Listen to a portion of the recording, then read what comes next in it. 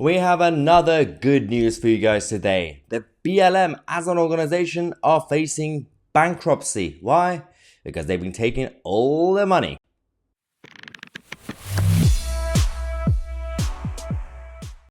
This is the true definition of champagne socialism or champagne Marxism at this point with the BLM. I completely forgot about these guys. They've been pretty quiet over the last couple of years. I wonder why.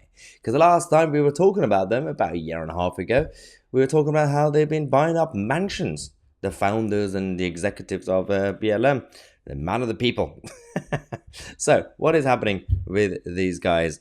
They started as a movement. In the name of a movement and a cause, they brainwashed our society, a chunk of it. Corporations went woke. You had government politicians taking the knee and everybody else because they said, well, if you don't do it, then you are what we call racist. And you have to take the knee.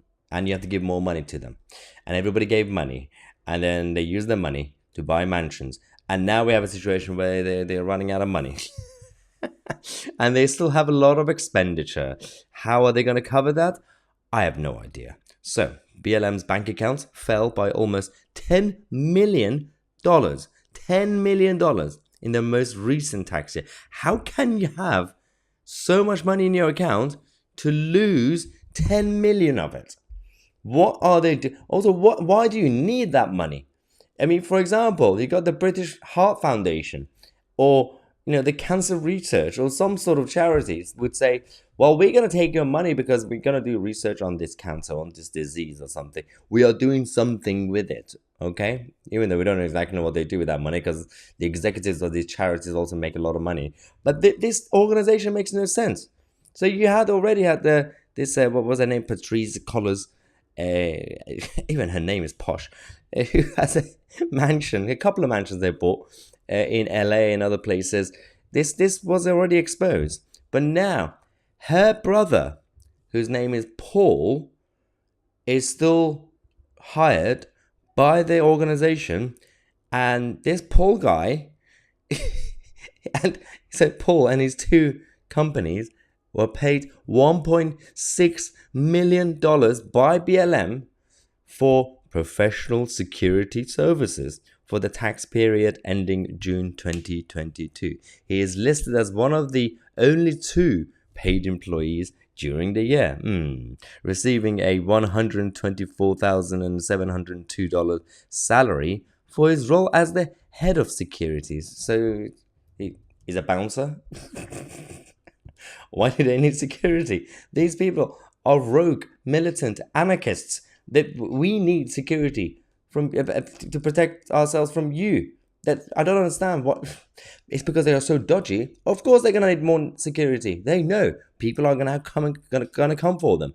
Even the hard left are getting divided. You got leftists attacking leftists. You got Antifa attacking the other groups, and Extinction Rebellion and the Insular Britain. What happened to Insular Britain? I just realized. Anyway, let's not get sidetracked. Let's focus on other relatives and family members.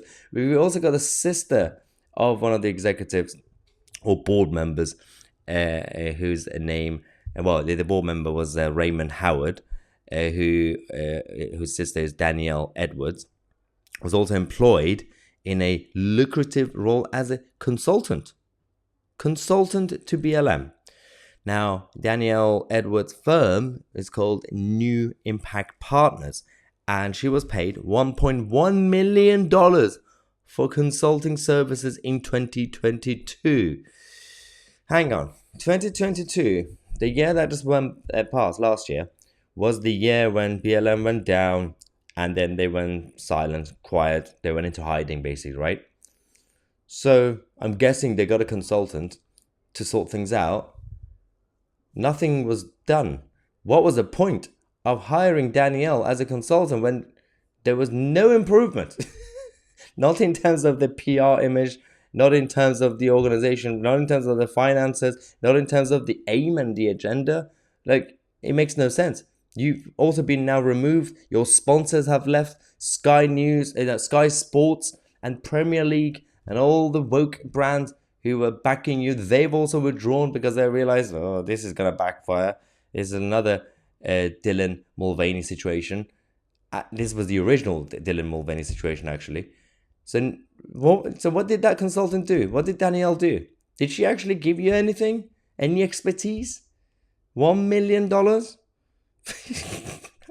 Oh dear, these are what I call non-job jobs. Consulting something that's absolutely no reason for it to exist as an organization. Anyway, let me know what you think. I'm Mahyar Tousi, and we are the media.